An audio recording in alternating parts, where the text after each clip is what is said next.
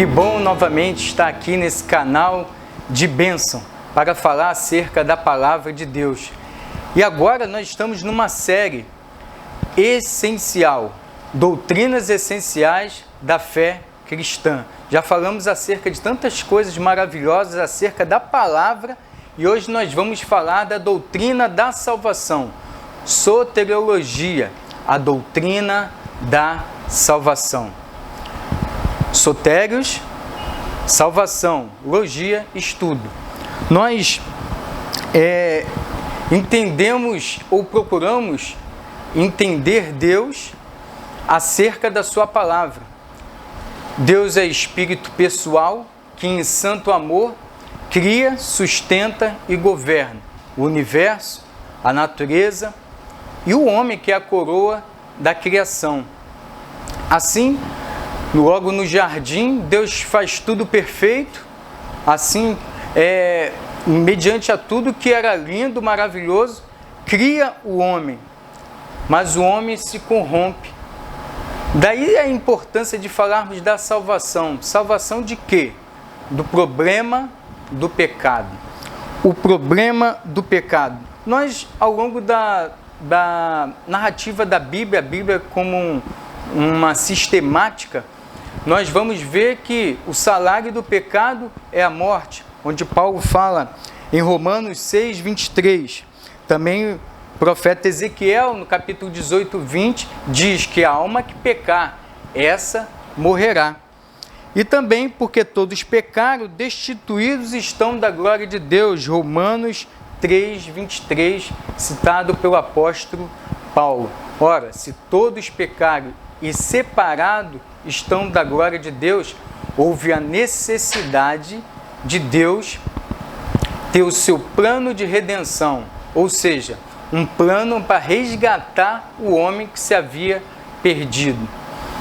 Redenção significa resgate, que nós vamos ver logo mais à frente.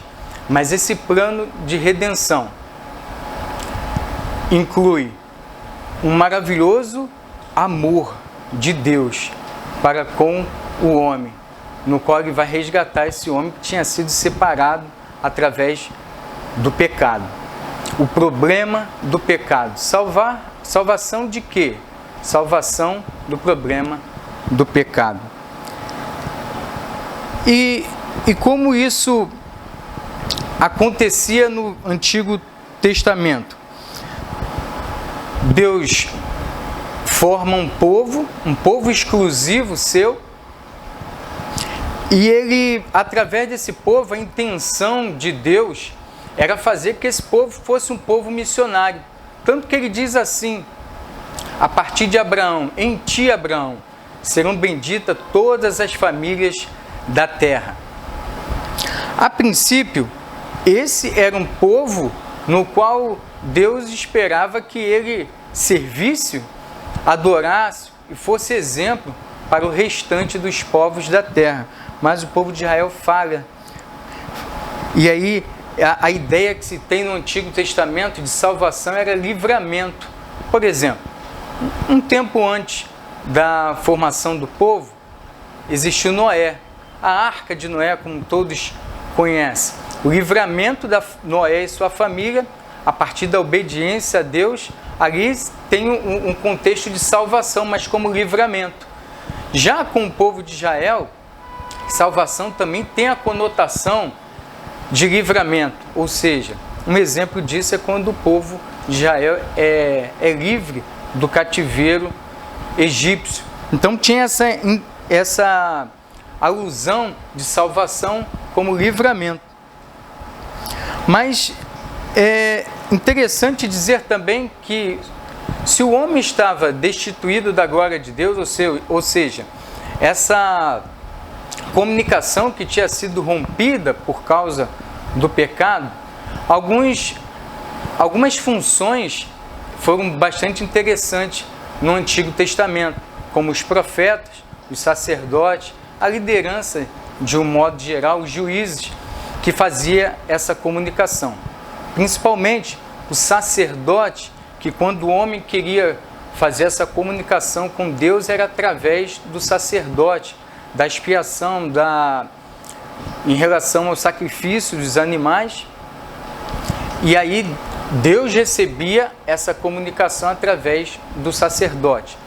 Já como Deus queria falar com o homem através do seu líder, através dos profetas, o profeta era a boca de Deus. Estabelecia essa comunicação entre os profetas, que era a boca de Deus, e através do homem, quando queria falar com Deus, a comunicação era através do sacerdote. Isso na antiga aliança, no qual esse problema do pecado, era essa ira de Deus, um Deus santo, não compactuava com o pecado. Logo, o que era feito na antiga aliança para aplacar a ira de Deus eram os sacrifícios, como foi relatado no livro de Levítico, no qual era necessário, na antiga aliança, um animal ser imolado, o sangue derramado. Deus entendia aquilo ali como remissão dos pecados. Isso na antiga aliança. E como era a salvação? E aqueles povos? Os povos não. Como o homem em si era salvo no Antigo Testamento? Ele era salvo através da obediência a Deus, da fé em Deus e na esperança da vinda do Messias, que foi anunciado através dos profetas. Com destaque, Isaías como um profeta messiânico que anunciava bastante a vinda do Messias, ou seja, o Salvador, o Cristo, o ungido. Então a fé e na esperança da vinda do Messias também era a salvação no Antigo Testamento. E a salvação no Novo Testamento? O Salvador nasceu o Salvador. Eu lembro no templo, quando Jesus foi apresentado, Simeão, que apresentou Jesus, já tinha sido profetizado a ele que ele não morreria enquanto não visse o Messias. Ele pega Jesus nos braços, apresenta no templo e diz a seguinte expressão: ora, agora eu posso partir, porque os meus olhos viram a salvação. Jesus nasce, é relatado nos evangelhos de Mateus e de Lucas, a narrativa do nascimento e a obra da redenção. É bom esclarecermos esses dois tipos de redenção. A obra da redenção foi o Cristo encarnado, e tem a obra de Jesus até a cruz, no qual ele diz: tetelestai, está consumado. Mas o plano de redenção ainda está por se concretizar. Mas o foco, que salvação é essa no Novo Testamento? Já que o foco é numa experiência pessoal e não de um livramento tão somente. Porque creu-se no povo judeu, povo de Israel, que o Messias viria como libertador e livraria do jugo romano. Então talvez ele viesse com o seu reino e tomasse e tirasse o jugo de Israel, aliás, livrasse o povo de Israel do jugo romano. E não era essa a intenção de Deus ao enviar seu filho, e sim numa experiência pessoal de combate ao pecado.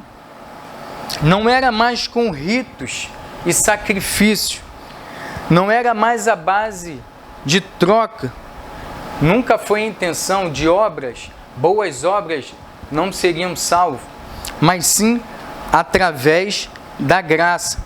E Paulo diz lá em Efésios 2, 8 e 9 a seguinte expressão: porque pela graça sois salvos mediante a fé. Isso não vem de vós, é um dom de Deus, não vem das obras para que ninguém se glorie, ninguém acredite que é pela força ou pelas obras, pelas bem-aventuranças de si próprio que se consegue a salvação. A morte de Jesus na cruz e a sua ressurreição é que traz a salvação e resolve o problema do pecado. Quando João Batista batizava, perguntaram a ele: és tu o Messias? Disse: não, eu batizo com água, mas virá um após mim, que batizará com fogo e espírito. Ora, nos dias seguintes, vindo Jesus em sua direção, a passagem muito linda, no qual João Batista aponta para Jesus e diz assim: eis o Cordeiro de Deus, que tira o pecado do mundo. Esse é o Cordeiro perfeito, o Cordeiro pascual, no qual o sacrifício de Jesus na cruz é suficiente. O sangue derramado na cruz do Calvário paga o preço da redenção.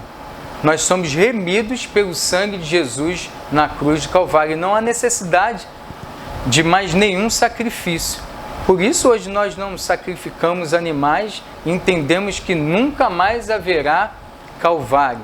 Não haverá Calvário outra vez, porque o sacrifício de Jesus na cruz, o Cordeiro perfeito, que tira o pecado do mundo, já se fez pecado por nós, se fez maldição por nós, sem nunca ter pecado.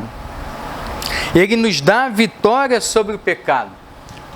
Das passagens que resume bastante a Bíblia, João 3,16, porque Deus amou o mundo de tal maneira que deu seu Filho unigênito para que todo aquele que nele crê não pereça, mas tenha a vida eterna.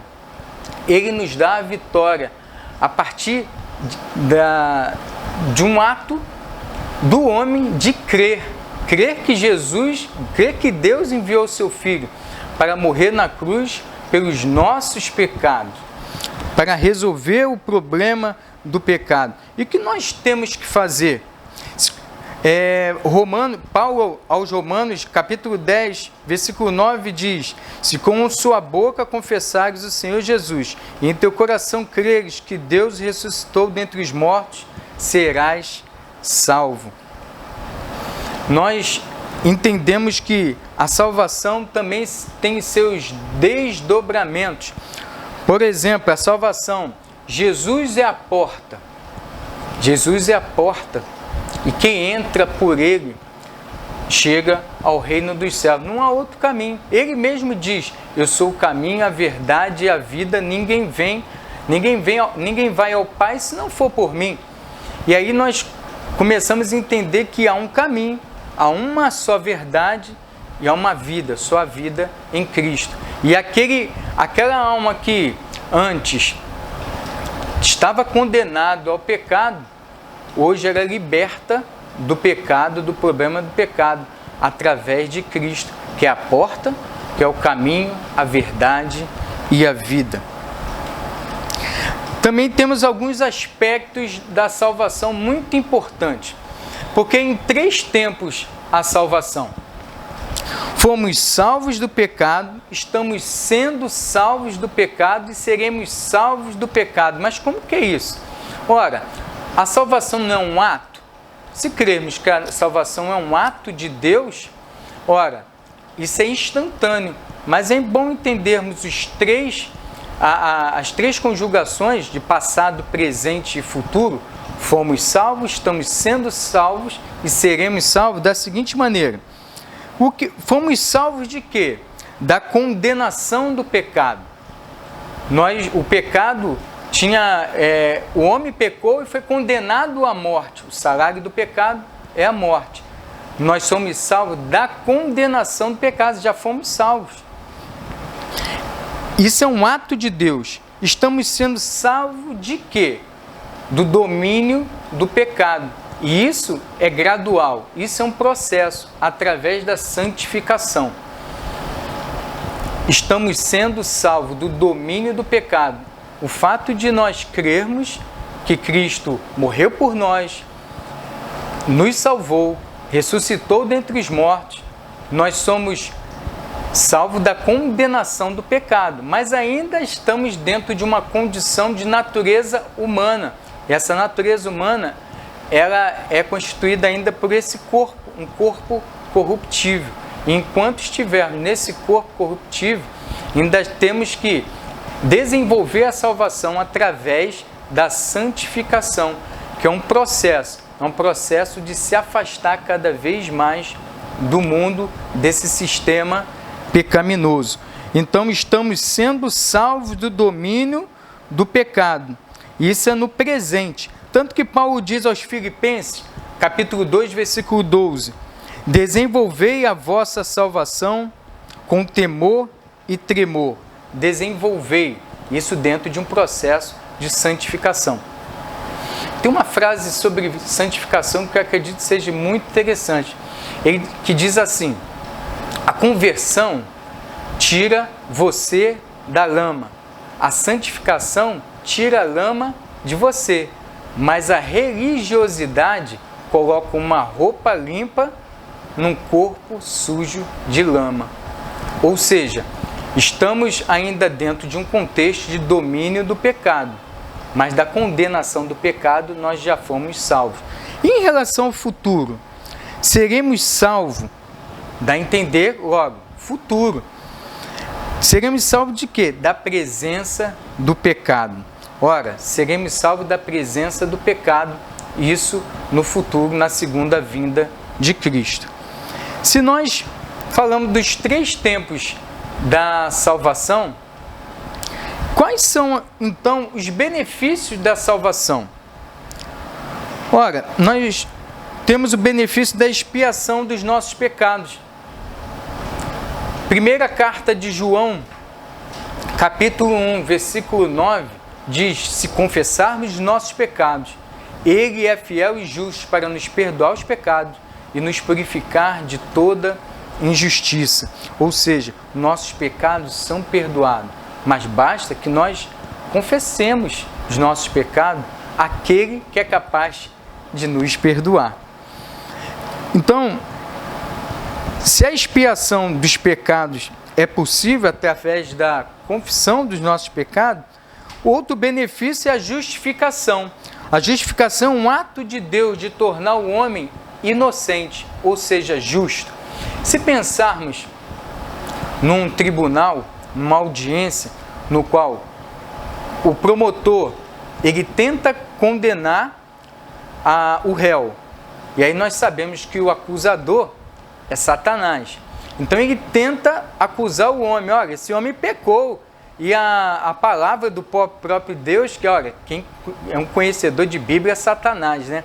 Ele vai usar a própria palavra para acusar, dizendo: ó, a alma que pecar, essa morrerá, o salário do pecado é a morte. Aí, direcionado, vamos dizer que Deus seja o juiz de uma alusão de um tribunal, de uma audiência. E aí, ora, realmente, esse homem está condenado. E aí Jesus, como nosso advogado, ele se coloca à frente, olha só, ele até é passivo de condenação sim, mas eu paguei o preço por ele. Ou seja, nós somos justificados por Cristo, em Cristo. E em Cristo ele nos torna inocentes, porque ele pagou o preço da condenação por nós. Olha como interessante. Por isso nós somos justificados. É assim como diz Paulo aos Romanos, capítulo 3, do 24 ao 26. Sendo justificados gratuitamente por sua graça, por meio da redenção que há em Cristo Jesus, Deus o ofereceu como sacrifício para perdão mediante a fé pelo seu sangue, demonstrando a sua justiça. Em sua tolerância, havia deixado impunes os pecados anteriormente cometidos, mas no presente demonstrou a sua justiça, a fim de ser justo e justificador daquele que tem fé em Jesus. Maravilha sermos justificados por Cristo. Quais são os benefícios da salvação? Também temos a adoção. Ora, todos nós já ouvimos a expressão: ó, eu também sou filho de Deus. Mas só se torna filho de Deus aquele que confessa Cristo como Salvador e com temor e tremor, tem a Ele como Pai. E aí nós somos adotados, nós somos co-herdeiros de Cristo. Olha, se nós somos adotados e passamos a ser filhos de Deus, e Deus, o nosso Pai, temos a nossa herança garantida. Nós temos a nossa herança garantida. Um dos benefícios, então, é a adoção. E João 11, 12 diz assim, ó: mas a todos quanto receberam, deu-lhes o poder de serem feitos filhos de Deus, ao que creem no seu nome. Direito à herança. Também, como dissemos no começo, a redenção. Outro benefício é a redenção. Resgate. Cristo nos resgata pagando um preço de sangue. Paulo a Timóteo diz assim, capítulo 2, versículo 6, o qual se deu a si mesmo em preço de redenção por todos, para servir de testemunho a seu tempo. Ora, Jesus se doou. Ora, essa redenção quer dizer resgate, teve um preço. E foi necessário o sangue de Cristo na cruz que pagou esse preço, o preço da redenção. Outro benefício da salvação é a regeneração, o benefício de nascer de novo. A regeneração, que é nascer de novo, compete dois aspectos muito importantes para sermos regenerados, que é arrependimento e fé. Arrependimento e fé. Jesus disse que se alguém não nascer de novo, não pode ver o reino de Deus. João capítulo 3, versículo 3, na narrativa deles conversando com Nicodemos. E a santificação, processo de separação do uso da vida para a glória de Deus, me afastando das coisas do mundo e me aproximando de Deus. 2 Coríntios 7:1 diz: amados, visto que temos essas promessas, purifiquemo-nos de tudo o que contamina o corpo e espírito, aperfeiçoando a santidade no temor a Deus. A ressurreição. Nós somos um povo que acreditamos numa promessa. E se morrermos com Cristo, espiritualmente, Ele nos garante que nós ressuscitaremos com Ele também. Esse é um dos benefícios da salvação. Paulo escrevendo aos Tessalonicenses, 1 Tessalonicenses 4:4, porque se crermos que Jesus morreu e ressuscitou, assim também aos que em Jesus dormirem, Deus os tornará a trazer com eles. Nós sabemos que todos passaremos por uma morte física, mas a plena certeza que seremos ressurretos através da mão poderosa de Deus, que nos ressuscitará. E nós moraremos para sempre com Ele. Na segunda vinda de Cristo, nem todos, se Cristo voltasse hoje, nem todos nós morreríamos, mas transformados seríamos todos. E o último fase da salvação é a glorificação, que é o benefício da salvação também. E a última fase da salvação. Aí sim, na presença de Deus. Na segunda vinda de Cristo, teremos nosso corpo glorificado. Paulo, escrevendo aos Coríntios, capítulo 15, 42 a 44. Assim será como a ressurreição dos mortos. O corpo que é semeado é perecível e ressuscita imperecível. É semeado em desonra e ressuscitará em glória. É semeado em fraqueza e ressuscitará em poder. É semeado em corpo natural e ressuscitará em um corpo espiritual. Se há corpo natural, há também corpo espiritual. E eu lembro muito de uma frase, de uma canção do saudoso Janires, que diz, e trocaremos os nossos jeans pelas vestes santas do Senhor. Nós Trocaremos também esse corpo corruptível, ainda contaminado por essa natureza humana. Nós trocaremos esse corpo corruptível por um corpo glorificado. Nós cremos na promessa de Deus que enviou o seu Filho para nos resgatar e nos dar acesso ao céu através da morte de Cristo, e nós temos a plena certeza que Ele ressuscitou, está à destra do Pai. E aqui está conosco o agente da salvação. O agente da salvação é o Espírito Santo, que convence o homem do pecado, da justiça e do juízo. Que esse estudo possa ter alcançado o seu coração e possa fazer morada, e que possamos nos encontrar num próximo estudo. Até lá, fique com Deus, Deus o abençoe.